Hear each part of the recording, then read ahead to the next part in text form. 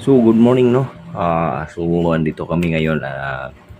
Nag-donate ako ng dugo dito sa blood letting namin ngayon dito sa NCR, sa Ariscom. So, ito na ako, nakahiga na ako dito sa ready for collect na.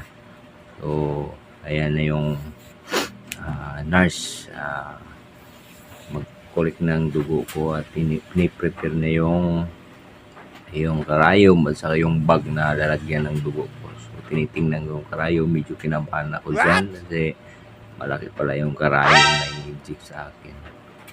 So, ayan. Sinisip ko kaya masakit talaga to kasi marami. Itong ibang karayom na maliit, masakit yun. Pero itong masakit talaga to.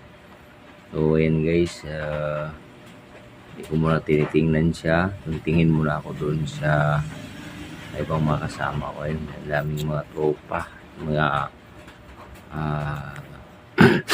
So advice ko lang sa mga tropa natin dyan sa mga followers natin dyan.